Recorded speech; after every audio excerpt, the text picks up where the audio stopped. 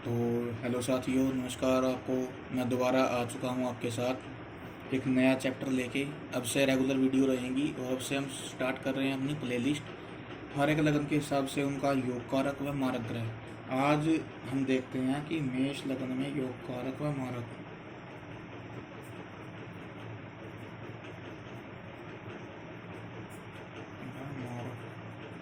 वैसे मैं आपको बता चुका हूँ कि देवताओं की टीम, दानवों की टीम, सब कुछ। यह एक और बार बता दूंगा। चलिए सबसे पहले हम वही चीज़ डिस्कस कर लेते हैं। ये इसको हम देख लेंगे। अभी पहले आप देखिए कि एक होती है देव और एक होती है दानव।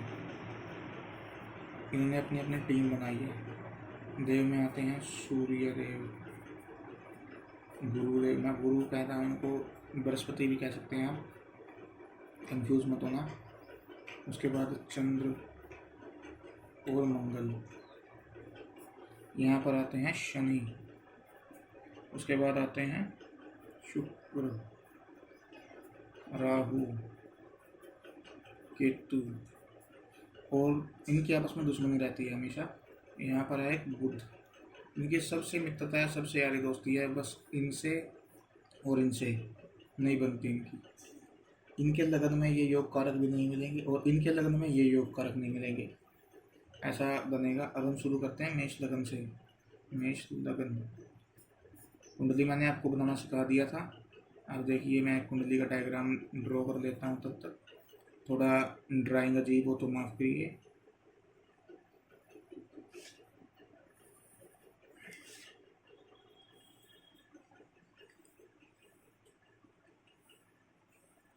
ये हमारा बन गया कुंडली का डायग्राम। अब मेष लगन का नंबर होता है 1। वैसे तो इस घर को भी 1 कहते हैं, इसलिए लोग यहाँ पर कंफ्यूज हो जाते हैं। तो घर तो ये हमेशा 1 रहेगा। यहाँ पर राशि बदलती रहती है, राशियाँ खूब खेलती है इनमें। अब यहाँ से हम शुरू करेंगे 2 3 4 5 6 7 8 9 10 11 12। अब जो शुभ स्थानों के स्वामी हैं उनको देखना पड़ेगा। और जो शुभ स्थानों के सबसे ज़्यादा शुभ स्थान है लक्ष्मी त्रिकोण, ये वाले। फिर है अति शुभ है ये। फिर है शुभ केंद्र 1 4 7 10। इसमें आएंगे 1 5 9। यहाँ पर लगन आपको सबसे ज़्यादा प्रबल दिखेगा। अब आएंगे अशुभ में, क्योंकि जिसको 6 8 और 12 को एकदम अशुभ बोलते हैं। जो कोई मिड रेंज का है उसमें 3 आ जाता है, 3/3, क्योंकि इसमें मेहनत ज़्यादा होती है और काम कम। इसमें कुछ ग्रह अच्छे फल देते हैं और बाकी लगभग सब ग्रह इसमें खप जाते हैं जाके। फिर आएगा एक जो कुछ अशुभ है और कुछ अशुभ नहीं है, उसमें आएगा दूसरा नंबर घर। घर नंबर 2 मिड रेंज का है, ना शुभ है ज़्यादा ना अशुभ है। ये डिपेंड करेगा कि कौन सी राशि बैठी है, कैसा बैठा है यहाँ पर। उसके बाद अब हम इसके देखते हैं योग कारक ग्रह। योग कारक लिख देता हूँ मैं यहाँ पर। इसका सबसे पहला योग कारक ग्रह बनेगा, देखिए आप यहाँ पर देख सकते हैं। वैसे अगर कोई भी ग्रह जिसकी 2 राशियाँ हैं, जैसे यहाँ पर गुरु की 2 राशियाँ हैं, एक तो धनु और एक मीन। जैसे यहाँ पर मंगल की 2 राशियाँ हैं, एक तो मंगल लग्नेश है और एक अष्टमेश है। 8वीं राशि वृश्चिक राशि उनकी 8वें भाव में पड़ रही है, तो यहाँ पर लोग देख के कहेंगे कि ये अशुभ है। पर अगर किसी भी एक ग्रह की राशि लक्ष्मी त्रिकोण में आ जाए, तो वो योग कारक ही हम उसे लिखेंगे। बाकी उसकी प्लेसमेंट भी डिपेंड करेगी वो कहाँ पर है। बाकी इनमें जिसकी राशि आ गई तो वो योग कारक बनेंगे। सबसे पहला ग्रह इसका योग कारक बनेगा मंगल। उसके बाद आप देखिए यहाँ पर बनेगा सूर्य योग कारक इसका। फिर बनेंगे गुरुदेव योग कारक।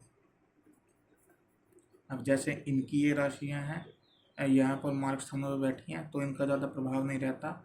ये अच्छा प्रभाव ज़्यादा देती हैं। इनका 70-30 का जैसे रेशियो लगा सकते हैं कि 70 to 80% अच्छे इफेक्ट देंगे, थोड़े बहुत खराब इफेक्ट दे सकते हैं इन राशियों की वजह से अगर इनमें बैठे हों तो कहीं।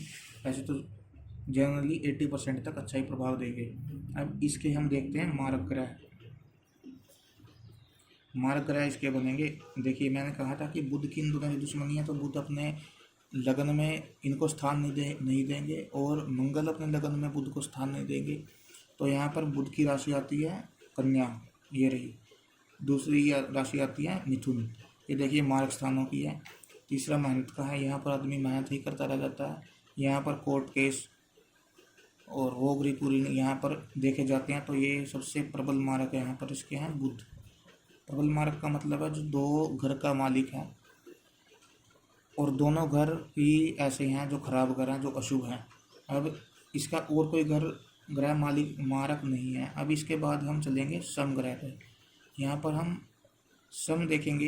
एक तो शनि को, शनि यहाँ पर सम की स्थिति प्ले करेंगे। बाकी शनि की डिपार्टमेंट और प्लेसमेंट देखते हैं कि उन्हें किस हाउस में बैठे हैं, किस डिग्री पे और किस राशि में बैठे हैं, किसके साथ बैठे हैं।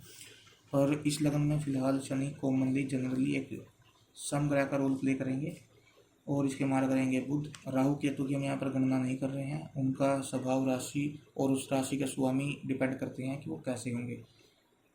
अब ये हमारी कैलकुलेशन हो चुकी है। अब इसका एक ग्रह मारक है, मारक नहीं, ये हम इसको सम भी बोल सकते हैं या मारक भी कह सकते हैं, पर इसको हम ज़्यादा से ज़्यादा केंद्र का स्वामी बन रहा है और एक अच्छे भाव का स्वामी बन रहा है, तो इसको हम सम में रखेंगे शुक्रदेव। ये योग कारक भी हो सकते हैं अगर अपनी राशियों में बैठे हों। सातवें भाव को वैसे मारक भाव बोला जाता है क्योंकि ये अपने लगन से ही अपोजिट है। तो इसके 3 ग्रह योग कारक हो गए और 3 मारक हो गए। एक मारक है, 2 सम हो गए। अब एक ग्रह बचा है, वो आप बताइए मुझे कि कौन सा है और क्या रोल प्ले करेगा।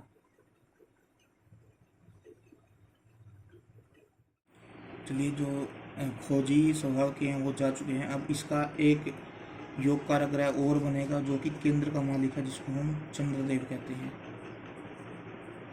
ये भी इसका योग कारक ग्रह बनेगा, ठीक है। बाकी ये डिपेंड करेंगे इनकी पोजीशन का है क्या है। बाकी बुध तो इसमें मारक ही रहेगी। बाकी विपरीत राजयोग हो तो उनका बोल नहीं सकते, बाकी वो कुंडली डिपेंड करती है। बाकी इनके योग कारक ग्रह ये हैं, आप इनको याद कर सकते हैं।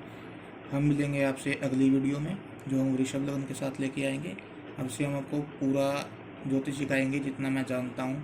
बुक्स भी प्रिस्क्राइब करूँगा कौन सी पढ़े कौन सी ना पढ़े, क्योंकि आप इन्हीं चीज़ों से प्रेडिक्शन कर सकते हैं। ज़्यादा कई चीज़ों में महारत हासिल ना करने से अच्छा आप एक चीज़ को अच्छे से कर लो। थोड़ा थोड़ा सबके बारे में मत जानो, एक चीज़ को अच्छे से जान लो। तो मिलते हैं अगली वीडियो में। धन्यवाद।